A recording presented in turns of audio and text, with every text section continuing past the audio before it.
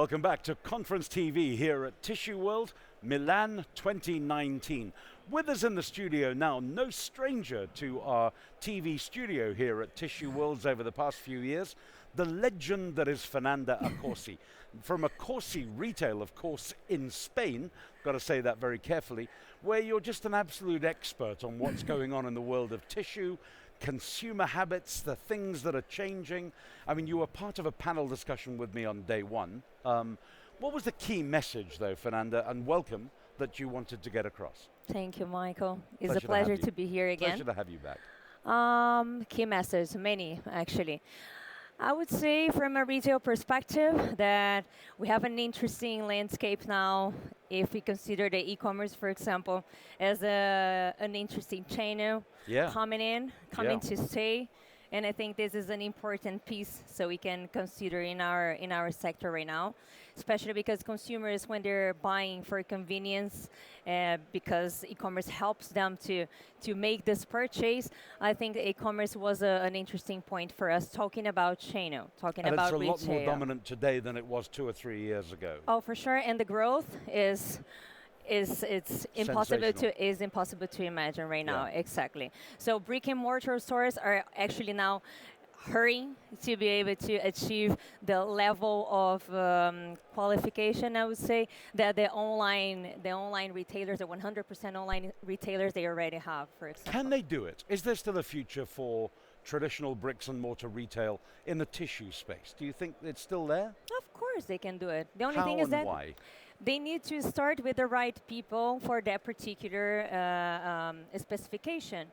The difference is that online retailers, they already started with that key already turned, right? So every business can improve, it can do better. We can see already retailers improving, not just in Europe, but in America, for example, Walmart playing an important role already on an e-commerce level. But of course, we have still the giants there teaching us as well. I think it's important to take Amazon, for example, as a good example, and they've built a benchmark it. So it's interesting to learn We've from had them, other right? speakers during the conference tell us that shopping in traditional bricks and mortar has got to become more experiential, more theatrical.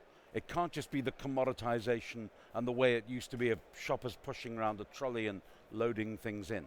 For sure. So now we have not even just the multi-channel, we have the omni-channel, which means that you can research online and you can purchase offline, but you can also research offline, purchase online. So it's when they cross and when they happen at the same time, right? So yes, for sure, we will see the stores reducing their sizes and becoming experience centers. Yes, with tissue. A little bit different because the experience for tissue, depending in what sphere we're talking about, can be a bit tricky. But of course, if we just go to the kitchen, for example, we can experience the products. We can go to the point of sales and have that particular point of trying it. No, Yeah. for sure, yeah. So it's going to be a market that's not going away. The balance in collecting and shopping is different to which it ever was before. So we're going to be talking about this, I guess, for many years to come as well in the tissue world. Tissue's not dead in traditional stores. That's a message that we want to get across, I guess, but it's equally important to say it's also very much coming alive in the internet shopping space as well. Yeah, for sure. And I mean, I am a millennial, and we're talking a lot about millennials as well. We've been speaking about millennials in our panel. Of course, is a different generation. And I was speaking about myself at that panel, right? So I still like to purchase offline. I still like to have the opportunity and the possibility of trying what I'm about to buy. What can happen is that once I know what I like, I can go online and make it more convenient for me to keep purchasing, for example, on automatic mode. If I just want to go there and do a subscription and I don't even need to care anymore, I have my list saved there, for example, right? So this is convenience, but the brick and mortar, I mean, they will be there. I mean, we are passing on the street and you forgot something. That kind of convenience it still exists.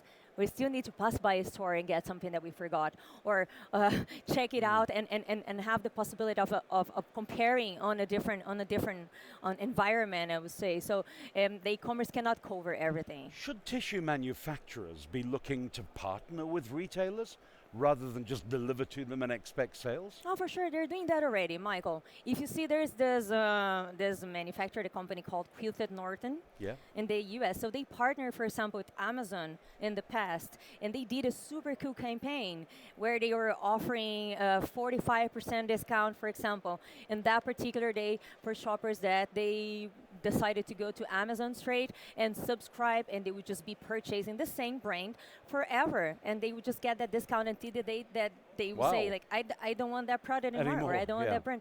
So they are doing And in that traditional already. bricks and mortar, we should be partnering there as well?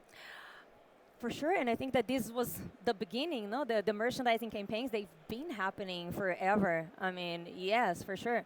The big brands, the big leaders in the market, they've been doing this kind of alliances and partnerships. And if you haven't, we're going to urge people to wake up and smell the coffee now, because it's happening there. Yeah. Wow. I mean, the future of retail is at the most exciting place it's been in many, many years. You mean the present?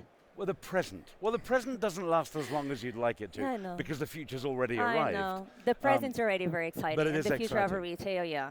I mean, we cannot even imagine what's about to come. We see IoT, the Internet of Things, already present for tissue, for the tissue categories, and not just for at home, but for away from home. We have great examples from Acity, and I mean, I cannot even count how many interesting initiatives we have out there. So yeah. I know. And for me, the company in the UK, who gives a crap, who actually get involved in charitable donations if you buy their product through through them online. I mean, it's a remarkable new world. Yeah. We all need to wake up and get involved more and Exactly. more in it. And there's the innovation. There's innovation. Please God, more of it's got to come. Okay. Fernanda, it's lovely to see you again. Always, we could Michael. talk all day, but thank Yeah. you so much for being with us on Conference Thank TV you, here at Michael. Tissue World. A pleasure. A real pleasure. Thank you. Thank you.